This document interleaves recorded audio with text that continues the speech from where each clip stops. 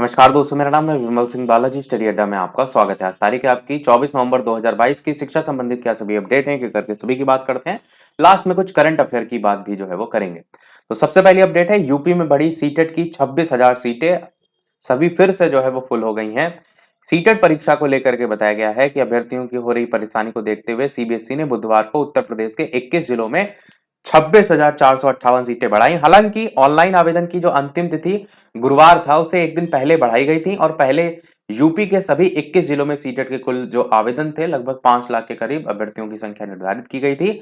बुधवार को इसे बढ़ाकर 5,29,000 के समथिंग कर दिया गया। बढ़ाई गई सभी सीटों में भी शाम 7 बजे तक फुल हो गई हैं और अब फिर से अभ्यर्थियों को पड़ोसी राज्य मध्य प्रदेश, दिल्ली, राजस्थान इसका विकल्प भरना पड़ेगा। और केंद्रीय और नवोदय जो विद्यालय आदि हैं, उनके लिए उनके साथ ही उत्तर प्रदेश की शिक्षक भर्ती में भी सीटेट मान्य है। वो भी यहाँ पर बताया गया है। दिसंबर सत्र की सीटेट के लिए पहली बार जिलों में सीटों की संख्या निर्धारित कर दी गई है, वो यहाँ बताया गया। सभी 21 जिलों में सीटें बढ़ाई गई हैं, वो भी यहाँ बताया गया। अगली अपडेट है, कक्षा 9 में से लेकर 12 तक छात्रों का मूल्यांकन ऐप से होगा। तिमाही छमाही परीक्षा में ओएमआर सीट का जो है इस्तेमाल होगा।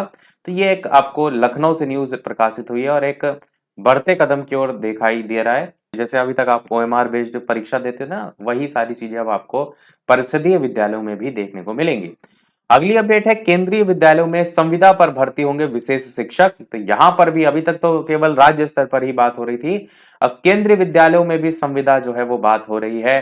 देश के सभी उपायुक्त को निर्देश दिए गए हैं। प्रयागराज से जो है वो न्यूज है। 1225 केंद्रीय विद्यालय हैं देश भर में। विशेष शिक्षक के नियमित पद सृजित होने तक संविदा पर तैनाती होगी। 5वीं तक 10 दिव्यांग बच्चों पर एक शिक्षक का प्रावधान होगा और विशेष आवश्यकता वाले बच्चों को मुख्य धारा से जोड़ने के मकसद से केंद्रीय विद्यालय संगठन ने महत्वपूर्ण पहल की है और उसी को लेकर के यहाँ पर डिटेल में बताया गया है। अगली अपडेट आपकी है, कक्षा 9 से 12 तक छात्रों का मूल्यांकन ऐप से होगा, जो कि हमने ऊपर देखा। अगली अपडेट आपकी प्रशिक्षक के 4 साल से चल रही बिना प्रशिक्षक के 4 साल से चल रही है जो है वो ट्रेनिंग। प्रयागराज से न्यूज है। प्रशिक्षक और लैब सहायक का पद रिक्त है, वो भी यहाँ बताया गया। बीटेक के जो है वो 31,309, एमबीए के 8,273 छात्रों को डिग्री। एसीएफ आरएफओ 21 का परिणाम घोषित कर दिया गया है। असिस्टेंट प्रोफेसर भर्ती में 36 पद और बढ़ाए गए हैं। सीधी भर्ती बंद करने पर जवाब तलब। इलाहाबाद हाईकोर्ट ने राज्य सरकार से प्रदेश के परिषदीय उच्च प्राथमिक जो विद्यालय उनमें सहायक अध्यापकों के पद सीधी भर्ती से भरने को लेकर शुरू की गई जो प्रक्रिया वो अचानक बंद कर देने पर जवाब मांगा है। माध्यमिक शिक्षा विभाग के रिक्त पदों पर जल्द भर्ती होगी। लखनऊ से न्यूज है। गुलाब देवी ने रिक्त पदों पर भर्ती के लिए आयोग को ब्यौरा भेजने के निर्देश दिए हैं और उसी को लेकर के यहाँ पर बताया गया है। केंद्रीय विद्यालयों में संविदा पर रखेंगे विशेष शिक्षक। प्रयागराज से जो है वो न्यूज है और उसी को लेकर बताया गया है। हफ्ते भर में निस्तारित होंगे स्वरोजगार के आवेदन। वाराणसी से न्यूज है। स्वरोजगार और ओडीओपी मार्जिन के आवेदन आवेश निवेश पोर्टल से जो है वो जुड़ेंगे। उच्च प्राथमिक विद्यालयों में सीधी भर्ती वाला हमने ऊपर अपडेट देखी। काउंसलिंग समिति के सदस्यों को सवालों में उलझाया। लखनऊ से न्यूज है। अजय की प्रेस में छप रहा था विश्वविद्यालय के प्रश्न पत्र। कलंक कथा को लेकर लखनऊ से जो है वो आपकी न्यूज है। विश्वविद्यालयों के पर्चे छपने का ऑर्डर मिला था। कई प्रदेशों में फैला था नेटवर्क। चुनाव आयुक्त के चयन की फाइल तलब। नई दिल्ली से न्यूज है। शिक्षकों को दी आपदा प्रबंधन की जानकारी। प्रयागराज से न्यूज है। ये तो हम देख चुके हैं। माध्यमिक शिक्षा में भी बनेंगे मॉडल स्कूल, उसको लेकर बताया गया है। नदवा और देवबंद से भी मान्यता ले सकते हैं मदरसे। लखनऊ से न्यूज है। आयुष में जो आपका घोटाला मामला है, उसको लेकर के निलंबित निदेशक समेत 9 को रिमांड मंजूर। संशोधित रिजल्ट में अभ्यर्थियों से मांगे गए आवेदन। यहाँ पर एपीओ जो 2022 प्रारंभिक परीक्षा है, उसके संशोधित परिणाम में सफल 21 अभ्यर्थियों से मुख्य परीक्षा के लिए आवेदन मांगे गए हैं। असिस्टेंट प्रोफेसर भर्ती में 36 पद बढ़े हैं। अगली अपडेट, शिक्षकों के तबादले का रास्ता साफ, उसी को लेकर यहाँ पर बताया गया है।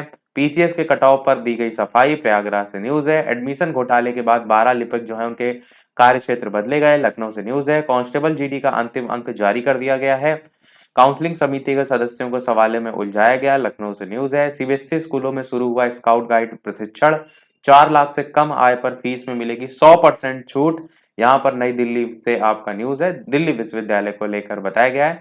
माध्यमिक शिक्षा विभाग में अधिकारियों को कार्य आवंटित। लखनऊ से जो है वो न्यूज है। यूपी बोर्ड परीक्षा 2023, हर दिन सैकड़ों परीक्षा फॉर्म में हो रहा है संशोधन। यूपी बोर्ड की बात की गई है।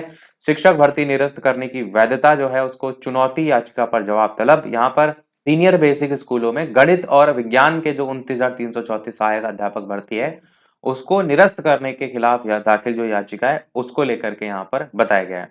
हर माध्यमिक स्कूल में होगी कंप्यूटर लैब और दिया जाएगा टैबलेट, लखनऊ से न्यूज है। प्रशिक्षण के बाद ही पीएम श्री में पढ़ाएंगे शिक्षक, नई दिल्ली से न्यूज है।